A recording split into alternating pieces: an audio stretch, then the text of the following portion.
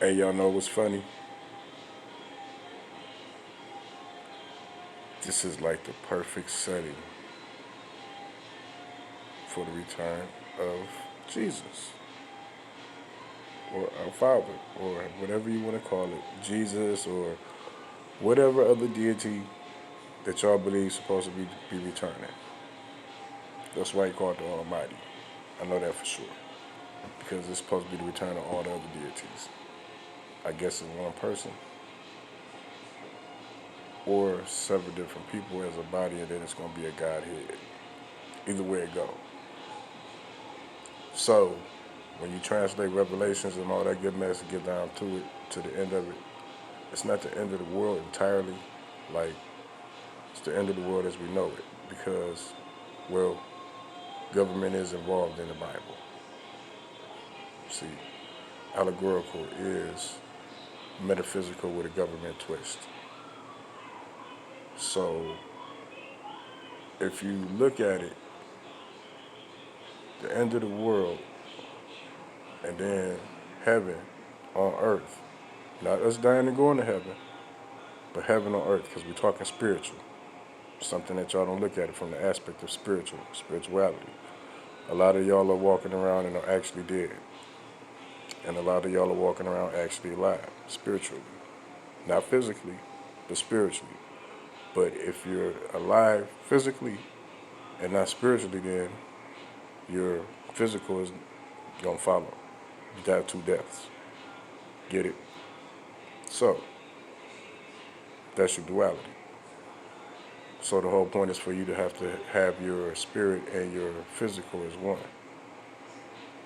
That's the whole point of being spiritual, or the spirituality aspect of things, because that's where the material comes from, spirit. But anyway, long story short, if you pay attention, New Jerusalem, Atlantis, anything, whatever, the return of whoever, however, all of that is a direct correlation to what's in the Bible, pretty much.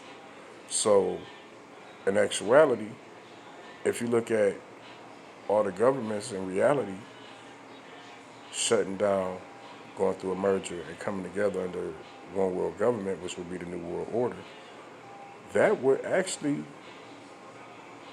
not correlate or coincide. I don't like those words because coincide is coincident. It's not coincidence, it coincides. So that's synonymous. They're all synonymous. That's just the best way to put it.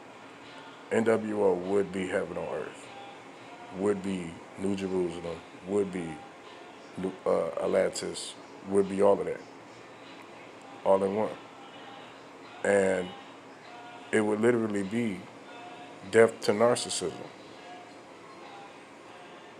Because the return of any of our deities that we follow